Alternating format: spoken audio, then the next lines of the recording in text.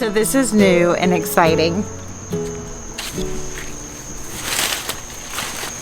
Let me take you guys a little bit closer.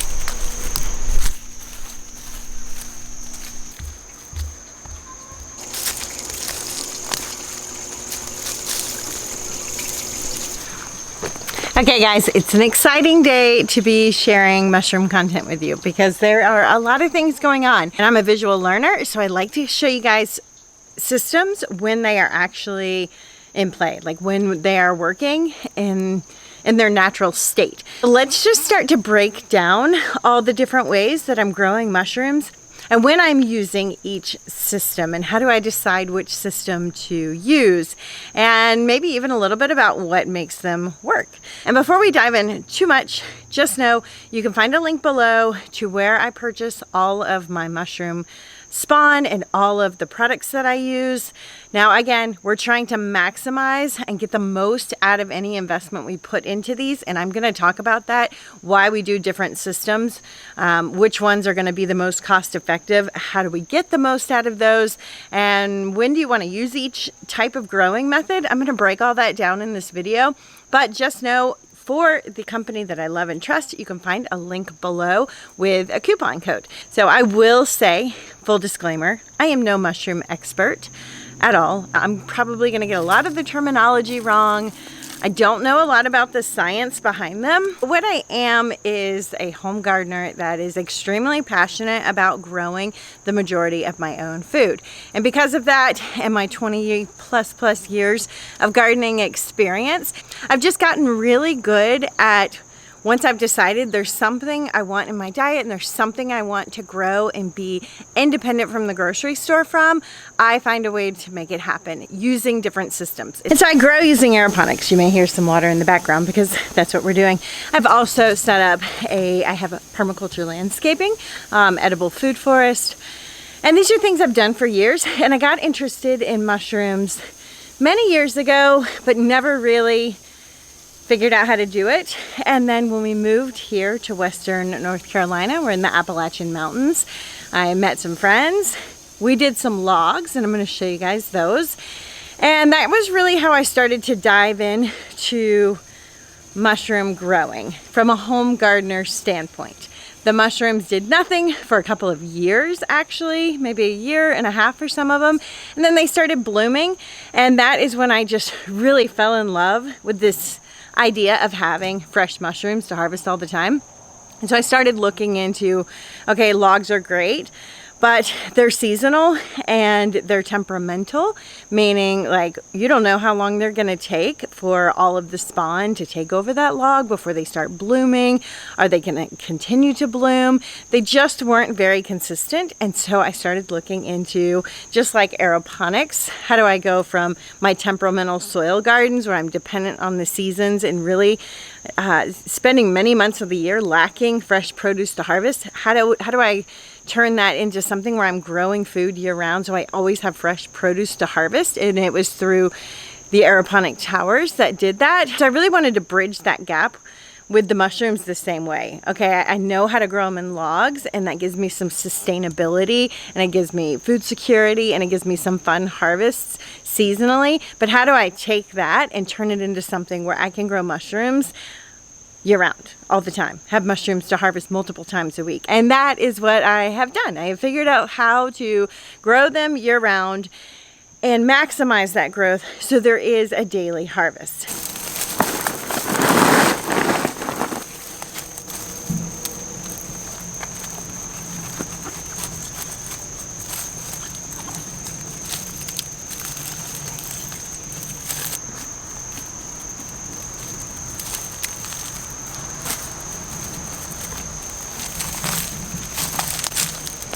There's a bug that wants in on the mushroom party. All right, so I'm gonna go a little bit out of order with this content just because my front door is there and that's where we started. But I hope that I can piece this all together for you. I also have a Facebook group. I will link that below where I talk about mushrooms specifically if you want to ask questions in there or leave them in the comments. I check my comment section often. Here we have oyster mushrooms. These are golden oyster mushrooms. And the ones we saw in the garden were either an Italian oyster mushroom or a blue oyster mushroom. I can't really tell yet. Both kind of come in gray, but it's an oyster mushroom, either Italian or blue. And so these and the ones grown in the garden bed over there, this is spawn that came as a brick that you grow in a grow tent or on a countertop. We're letting it bloom. If you have the right system, you can get them to bloom up to 3 times. And I'm going to talk about more of that when we get inside and look at my grow tent. I can get 3, I don't know, fruitings. I think they're called fruitings. See, again, not an expert. I'm going to get the terminology wrong. But I can get them to fruit 3 times. And then the substrate, the medium that they're growing in, their food source, basically just starts to get gross and isn't really, it's shrinking. As every time they bloom, you're losing more and more, and there's just not enough there for anything substantial to grow. Your first growth, when you're growing in a grow tent, is typically these large mushrooms like these, bright in color. Then the second growth comes in about this size, but there's more of them. So the quantity of food is typically the same. And this is just my environment. It may be totally different in your environment. This is just my experience with oyster mushrooms, that I'm getting these large ones first, and then I'm getting, and this is with the bricks in the grow tent. Then I'm getting the same amount, about the same amount, but they're smaller, so just a bunch of small ones, and they lose a little bit of color on the second flush. And then the third time, they're even smaller and you're getting less. And so that's when I know, like, we're at the end. But I also know there's a lot of life left in that substrate. So I was just trying to come up with creative ways to let any of that spawn continue to grow. And so you can grow oyster mushrooms on a couple of different mediums. Mediums being what they grow in, straw, whatever. You can do aspen shavings, straw, or wood chips. Now those wood chips are from a dump truck service. I have no idea what kind of wood is in them. You don't want to go buy like pine bark or mulch from the hardwood store. That's not what we're going for. We're going for real wood chips, that where trees have been taken down, chopped up into wood chips or mulch. That's what that is. I do think that one is a little bit more hit or miss, because you never know what kind of wood chips you're growing in. But as you saw, those did amazing. So who knows? Again, not an expert in that particular area. I was just curious, would that method work? It's working great. So after my bricks were spent and I wanted to still try and get more growth out of these, I just was trying to think of ways to plant them out to get more food. I have done the wood chips before in the gardens and it didn't work, or it hasn't yet. And it's been several months. So I wanted to try something that would be a little bit more fail-proof. And we are gonna walk over there and I'm gonna explain why the second time I did it, it did work, because I just knew how to do it a little bit better. Those in the wood chips took, let's see, over a month to come up. So those have been over there for over a month. Those mushrooms and that spawn are having to break down and feed off of wood chips, which takes longer. That's why the logs take a long time, because it just takes longer to break down that material. With the straw, it's really quick. So I put these in. This is a green stalk planter. You can use anything that has somewhere they can grow out of. But I had this green stalk planter. I actually don't like it for planting food. That's what I bought it for. And I just found it to be super high maintenance. You got to water it all the time. My hydroponic systems grow with very little effort. So I just wasn't real excited about using this to grow food in the soil. And so I thought, well, maybe I can try to do the mushrooms in it. And I grow a lot. You'll see inside. I grow a lot indoors. I grow a lot of mushroom bricks indoors. And so I had a lot of these bricks that were spent, like they weren't going to produce any more inside.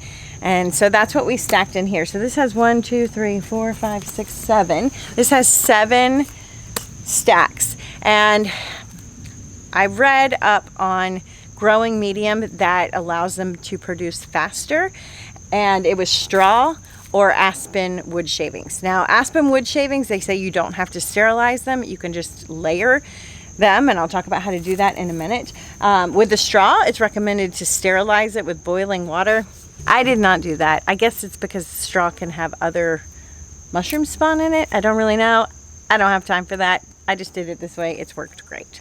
But just wanted to say, again, not an expert, usually breaking all the rules when it comes to this stuff. And with all the ways I garden. But the goal is to grow a ton of food, and so it works. So that's all I did. I just took straw. And I've never done it with aspen wood shavings. I am gonna try that. I feel like it's a little bit more expensive to go that route, but it may be less messy. The straw is quite messy. It's all over my rock driveway here. But all I did was put a little layer, a couple of inches of straw in the bottom of the green stalk, and then I broke that substrate that was left out of the grow bags up, sprinkled it throughout, put a layer of straw, sprinkled more on top, put a layer of straw. So there's probably 3 layers in here of straw, grow spawn, straw, grow spawn, straw. That was all I did. We got some natural rain. Within a week, the pink oysters, the bottom 3 rows are pink oyster mushrooms, and within a week they were pumping out tons of oyster mushrooms. And they continued. Not every single one of these grow ports has popped up on there, but I've had at least, let me see, maybe 9 of them produce mushrooms or have mushrooms come out of this little grow section, and they've been pretty consistent. There was a bunch of them every single day. I had pink oysters, and it slowed down a little bit over the last, I would say, week and a half, but I harvested some a couple of days ago, so they still seem to be popping up. How long this will work, I have no idea. We're in the experimental phase. My guess is at some point they're just going to burn out or not have enough food source with the straw. We'll see. The golden oysters started to bloom on week 3, so they took a little bit longer, and now we are getting consistent harvests with the golden oyster mushrooms. I don't remember how many rows I did golden oyster mushrooms on. I know I did some Italian and some blue as well, so somewhere in here, you know, there's just a mixture of things. But these started coming up on the top row. I haven't had any on these second rows yet. And actually I just went digging in there. This is, again, either a blue or an Italian, and I do see the first little mushroom popping up. So some of them are taking longer, and really that's it. Like for this, I'm about to try a wire basket. I have some more mushroom spawn I need to use up. I've got a wire basket that has a bunch of holes. I'm gonna layer straw and spawn and put that in a nice shady spot and see what happens with that one. So that's all I'm doing, pretty simple. We live in a temperate rainforest. It stays pretty wet here, so I haven't worried about watering this. This front side gets way more sun than I would like it to. I just haven't found a shadier spot that I want to put this in yet. I do think it would thrive a little bit more in a shadier spot with filtered light. The front of this is getting blasted for several hours in the morning hours. So I've noticed a lot of what's blooming is on the back, so that's why I turned it, just to see if we can't get other areas to grow.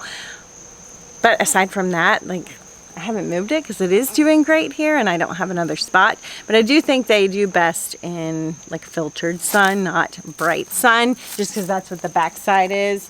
And it's been doing really, really well. It also keeps the oyster mushrooms from losing their color. Some of these are brighter because they aren't exposed to so much sun. These over here that were exposed to the bright hot sun earlier today lost some of their color. Light will change the shape and the color of the mushrooms. If it gets super dry, I water it. I watered it, or when I notice it's starting to fruit, I think there's a name for that. What is that name? Pipping? Is it pipping? I think it's pipping. When they start pipping, then I do water them just to keep them nice and moist, because mushrooms can dry out pretty quickly if it gets too hot and too dry. Let's actually peek down here at the bottom and see what's going on with the pink oysters, since those were the ones that came up and have produced so much, and over the last, I don't know, 4 days haven't shown any signs of growth. Let's just take a look. All right, so what I'm looking for, actually let's do this one right here. I do check these and I make sure everything feels nice and wet inside. I don't want anything in the center to ever be dry. So I will water them if I feel like they're getting too dry. Some of these I shoved a lot of straw in, and some of them I didn't. Where we could have, here, I'll just show you. That, can you guys see that? That right there is pink oyster. So, yeah, I don't know. I mean, we'll just see. I'm gonna put a little less straw back. That one's pretty jammed up. Let's take a look at this one. Some of them, you can pull this off and instantly see a lot of the substrate, and you can see that it's producing.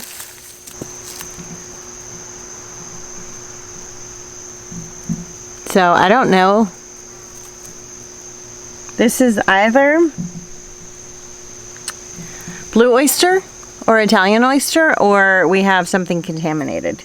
You know, always be careful. Anytime you're growing outdoors outside of a controlled environment, make sure you know what you're eating. Don't ever risk it. I'm very familiar with oyster mushrooms once they're open. Not sure at that early stage. I've never seen one like that, but that doesn't mean, you know, I've never seen one grow under straw in its active growth state either. So I will confirm that's an oyster. Before I eat it, always make sure you know what you're eating when it comes to mushrooms. Let's head over to the wood chip bed and I'll just quickly explain what I did there. Then we're gonna check out the logs and I'll explain what's going on there, and then we'll head inside and I will show you what we're growing indoors and how that works. And it's those things that are grown indoors that are, again, feeding our outdoor systems. Here, there's really not much to say. I actually have wood chips in this bed. There's blueberries, herbs, all sorts of things in here. And I put down some mushroom spawn several months ago in the wood chips. I spread it thin and then I layered wood chips on it. I still have hope those are going to come up, but because I spread it so thin, it was almost setting it up to have to consume a lot of material and take that over before it was going to bloom.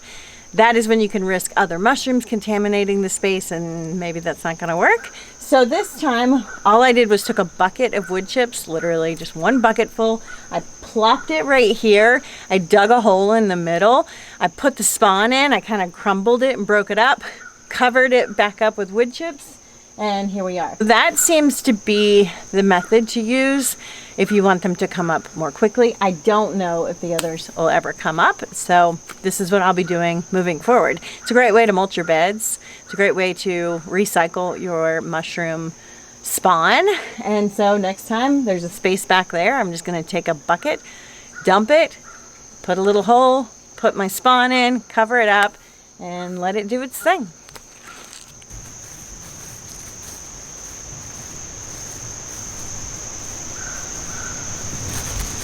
Okay, this is so super exciting. I am so glad I decided to make mushroom content today.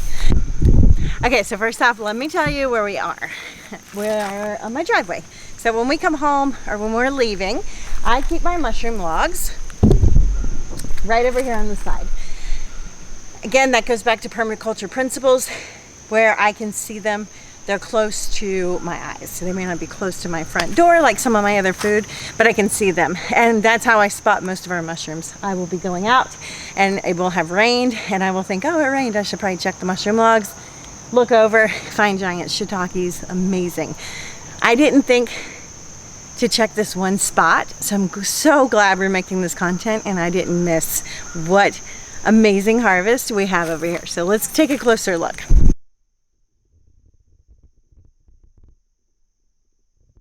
Before I show you guys the really cool thing, I just want to talk a little bit about what's going on here. So these are my logs. They're labeled.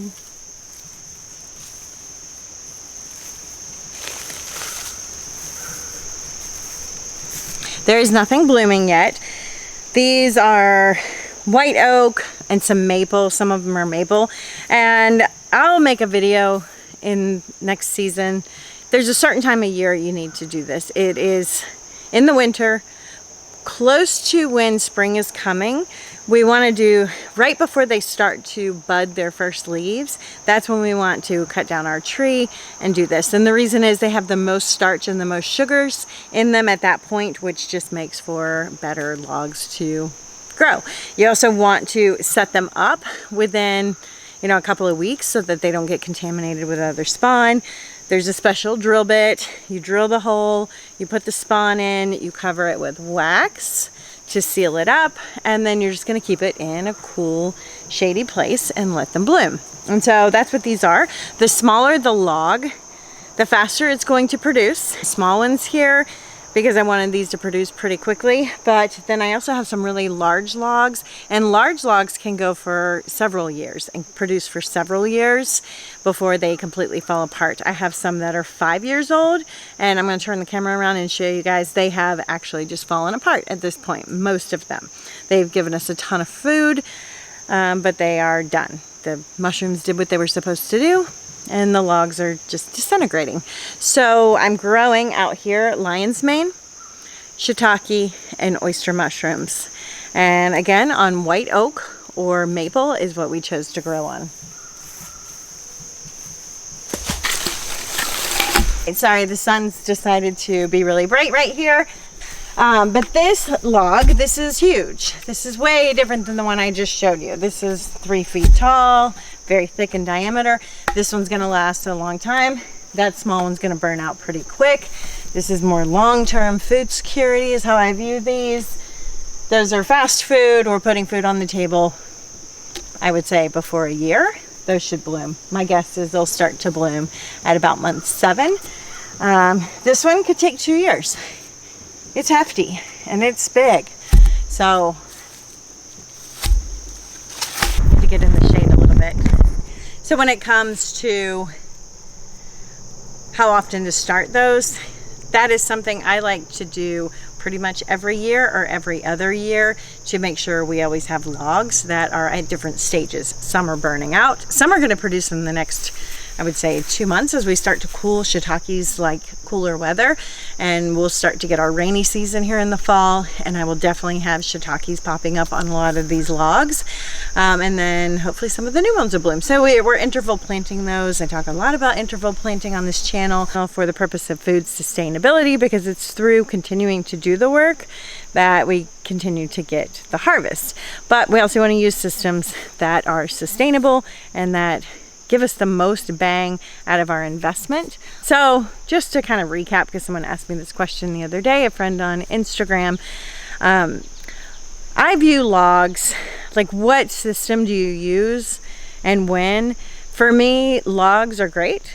They are work. You have to cut down trees. You have to drill them. Like, we've had parties here with several families where we made this like an all-day event, and it took all day with all hands on deck, including teenagers, and we did lots and lots of logs. I love that. I think it's amazing to do. We'll do it every year or every other year, because those logs, once we put that investment in, they're done. All I'm doing now is just waiting. But I have to wait. I have to wait for the weather to be right and all things to work out for those to become food. I can't really just rely on those to put food on our table daily. They're like bonus food or food security. So love the logs. Definitely recommend having a log or 4 or 15 or 200 going if you've got the space. Growing indoors, that's the sweet spot for me, because I can decide what I want to grow, because I can choose a bunch of different varieties to grow. I can grow year round. I know how much spawn to order every month to make sure we can always put mushrooms on the table, and then I can take that spawn, like I mentioned, and put it out into these other growing systems like the wood chips or the green stalk tower with the straw, and even get more food. Those are replacing the grocery store. So those are my top priority, but the logs are definitely something I think you should do if you can. More investment, more in time, more work. You got to be able to cut down trees somewhere. You can buy them already made. It's become popular. You can actually find them on Facebook Marketplace and things too in certain areas. So you can just buy logs if you want. But yeah, just want to explain the difference, and hopefully that paints the picture so you'll know like which one you want, or do you want all of them as a method for growing. I think the sun is cooperating, so we're going to look at our cool thing next. Oh, no, it's not. So like I mentioned, when I am done growing indoors, I've been trying to find ways to make that spawn go a little bit further. With oyster mushrooms, I explained the mediums. When you're growing lion's mane and each mushroom has a specific need as far as what's going to make it grow. And so I grow a lot of lion's mane indoors, and you can't grow lion's mane on straw. I'm pretty sure you can't grow it on wood chips. Don't hold me to that. Again, not expert. I'm just really good at growing a lot of food. So I knew they wouldn't grow on the straw. So my second plan was like, okay, I'm just going to throw them in this pile of spent logs and see what happens. Let me show you what happened.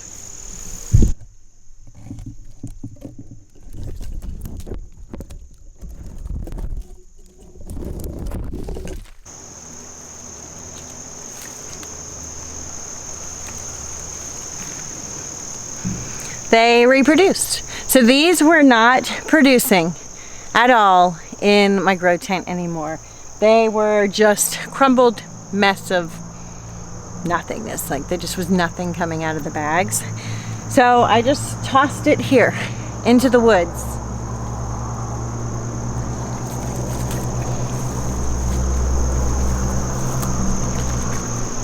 I even tossed some of these oyster mushrooms. This is the leftover spawn, and I was just curious what would happen. Would it like take over the space? And look at that abundance.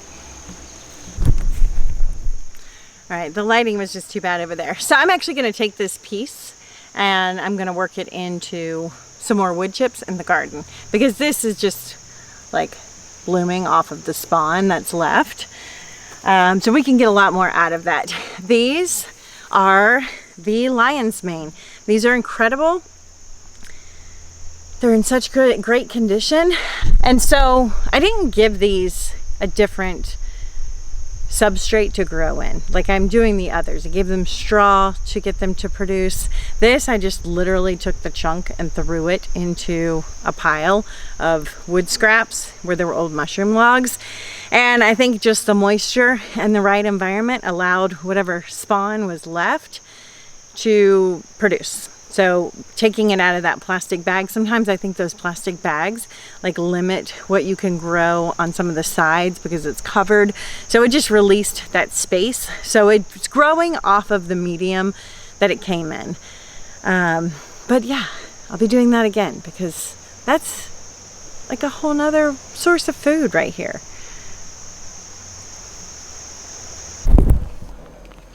Okay, welcome to my garage. And we're going to talk about a few things. I'm going to just show you guys. So this is my Boom Room 2 from North Spore. Again, link to this below with a coupon code. Highly, highly recommend this if you've got space for it and you are really serious about replacing the grocery store and growing a substantial amount of food. I'll show you what else I would recommend you get from North Spore. And that is their block box subscription. So you just put it on auto ship and you get 3 blocks every month. You can do beginner, intermediate, or difficult. Oyster mushrooms are your beginners. And so you're gonna get, we'll open this together. And this just ensures that I'm always adding new blocks to my grow tent. And I'll explain why there's nothing in it right now. And then this is what they look like, kind of in their growing stage. This is not spent. This one bloomed once. It has lots and lots of life left. A spent one is probably down to here, even that much smaller, so maybe half the size of this. That medium goes away. I had to turn this off, deep clean it. It was time to clean it and we were going out of town and I just needed to get a replacement part for my timer thing. So my humidity timer needed a replacement part. So I just turned it off, deep cleaned it. This is totally fine though. I can do, it's dry and it looks like it's, you know, wouldn't be anything, but I can get this to come back to life. I can either get it to come back to life in straw, in wood chips, or I can put it back in the grow tent, give it the right humidity, the right temperature, and it will bloom again. This one's been outside and exposed to a lot of things, so I'm not gonna put it in my grow tent. I'm actually gonna just put it in straw. Like I said, I'm gonna do that wire basket method. If you guys wanna see if that works out, subscribe. I'm gonna make a video and keep you updated. So the boom room 2.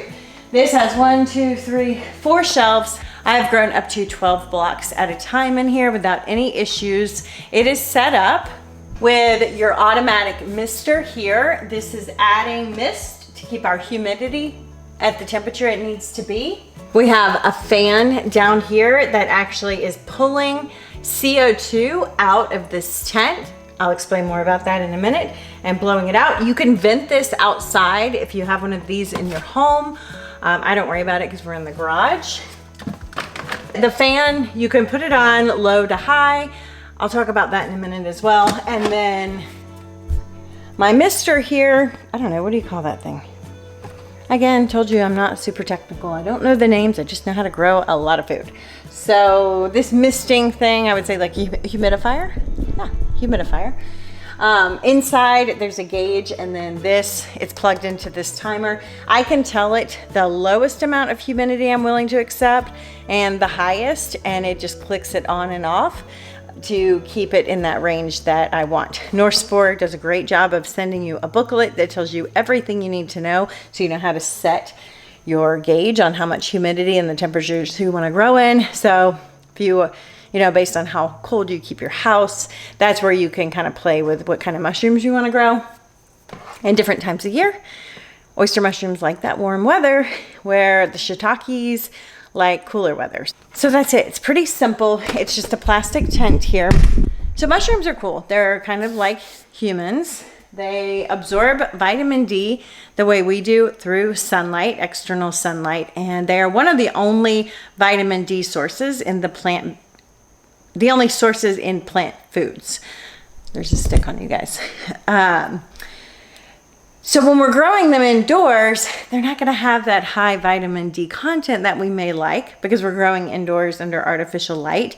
So there were studies that were done that if you took mushrooms and you put them out and exposed them to UV sunlight, they actually suck in a ton of vitamin D, and just a couple of minutes outside can add tons of vitamin D to your mushrooms. So I always take them out of here and I put them outside for a few minutes and let them soak in a bunch of sunlight, and then I'll bring them into the house. If I have excess, mushrooms dry so amazingly. They are just one of my favorite foods to grow, to put away. So I dry them in the sun so that we get all that vitamin D, and then once they're completely dry, I just stick them in a jar and stick them in the pantry. And anytime I want to use them, they're super easy to reconstitute. You just soak them in water, and within a few minutes they are like a regular mushroom again. Some things, when you dry them, they'll never be like its original. I would say most things. Yeah, I can't think of any produce that you can dry and when you rehydrate it, it becomes as it was. But mushrooms do. They just become a mushroom again, especially oyster mushrooms. So they're really cool. Let me rephrase that. Not all of them do. Lion's mane does not become lion's mane again, but the oyster mushrooms and shiitakes become pretty close. But oyster mushrooms dry perfectly and then reconstitute almost like you just fresh harvested them, which I think is really cool. So they need humidity, they need certain temperatures. I'll show you the booklet that comes with your box or your mushroom spawn. And they are like humans in that they actually take in oxygen and exhale CO2. So the fan in there is pulling out the CO2 so that we don't have an excess buildup of that, and they have nice airflow to breathe. So let's see what's in our box. Golden oyster, black king. Oh, I haven't grown those. I really wanted to try those. And Italian oyster. So they marked on the box. This is your brochure. If you ordered the booklet, it would be in here. I don't order it. It gives you the option to order it or not. I don't need the booklet, so I don't waste that printing. But it would be in here, and it goes through every mushroom that you can buy from them, and the temperatures you need, the humidity, all of those things.